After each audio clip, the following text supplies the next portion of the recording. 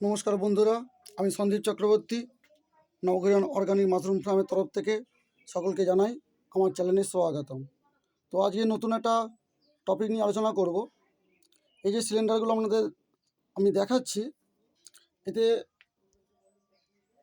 আমি দেখিয়েছি আমার আগের ভিডিওতে দুবার প্রোডাকশান পেয়ে গেছি।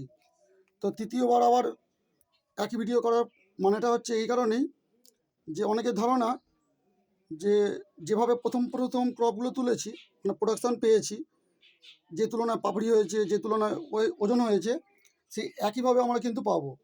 কিন্তু এটা ভুল ধারণা। প্রথম ক্রপ যেভাবে তুলব, তারপরে যে ক্রপগুলো তুলব, তারপরে যে ক্রপগুলো তুলব, যেভাবে প্রোডাকশানগুলো পাবো, সেই প্রোডাকশানগুলো আস্তে আস্তে তার পাপড়ির আকার, তার ওজন কিন্তু কমে যায়। আপনারা দেখতেই পাচ্ছেন এই সিলিন্ডার থেকে আপনারা যদি আগের ভিডিও দেখে থাকেন, এই সমস্ত সিলিন্ডারগুলো কিন্তু আমি দুবার করে প্রোডাকশান পেয়ে গেছি। প্রথমবারে 1 কেজি, তারপরেও বারে 1 কেজি। তো আজকে এই যে প্রোডাকশানটা দেখতে পাচ্ছেন, একটা সিলিন্ডারে কিন্তু 1 কেজি হবে না, 1 কেজির কম হবে।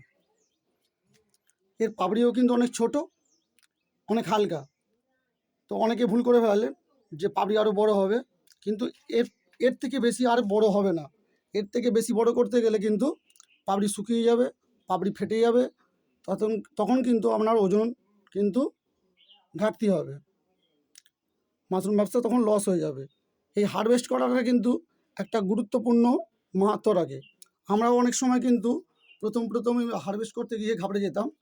এটা অনেকেরই হয়, নতুন পুরাতন সকলেরই হয়, যে হারভেস্ট আমরা ঠিক কোন টাইমে করব। এই যে দেখতে পাচ্ছেন, এগুলো কিন্তু আর বাড়বে না, এগুলো কিন্তু এখন হয়ে গেছে।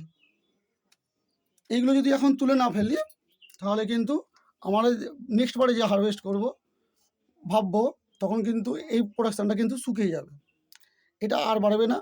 তো এইভাবেই আপনারা হারভেস্ট করে নেবেন, এইগুলো বেশি আর বাড়ানোর প্রয়োজন নেই। ভিডিও আগে এই পর্যন্তই, ছোটো টপিক। ধন্যবাদ।